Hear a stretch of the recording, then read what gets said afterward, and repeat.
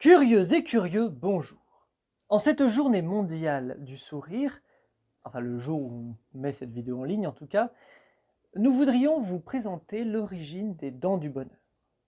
Alors, non pas l'origine de l'expression, qui vient de cette joie immense qu'avaient les possesseurs de cette dentition durant les campagnes napoléoniennes, car ils ne pouvaient pas déchirer convenablement les sachets de poudre pour les mousquets. Du coup, ils étaient exemptés de guerre, ce qui était plutôt un sérieux avantage pour survivre. Non, nous voudrions évoquer ici l'origine génétique, biologique de cette dentition si particulière. Une origine qui est cachée par les autorités au grand public pour bien des raisons. À une très lointaine époque, 3 espèces humaines dominaient la Terre. Enfin, quand on dit 3, c'est... Non, mais en fait, pour faire plus simple, on va dire 3. Les très connus Homo sapiens et Homo neanderthalensis, mais également Homo denisovensis, ou l'homme de Denisova, dont il ne resterait, selon les sources officielles, que seulement une phalange et 2 dents. L'homme de Denisova est le premier à avoir possédé cette dentition si particulière. Mais quel intérêt génétique et biologique d'avoir un espace entre les 2 dents de devant?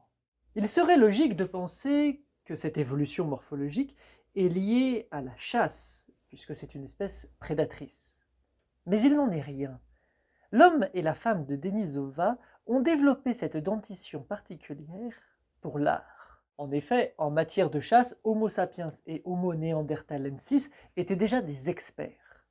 Ils ont donc tiré leur épingle du jeu en développant toute une série de chants, de musiques liés à cette particularité morphologique. Leur survie, ils la doivent donc à cette capacité hors du commun qui leur a permis de se fondre dans les sociétés de Homo sapiens et Homo neanderthalensis en les séduisant par les chants, bien sûr, et en se faisant accepter d'eux. Ensuite, la nature et la génétique ont fait le reste.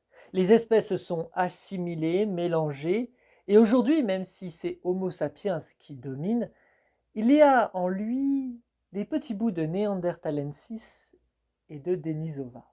Nous pourrions bien sûr vous dévoiler d'autres secrets sur Denisova et sur les autres espèces qu'a rencontrées Homo sapiens au cours de sa longue existence. Mais pour aujourd'hui, nous allons en rester là et rester sur cette simple idée que les êtres humains qui existent aujourd'hui sont issus d'une longue tradition de mélange, d'échanges culturels et génétiques, et qu'il serait bien imprudent de continuer ainsi à rejeter les autres.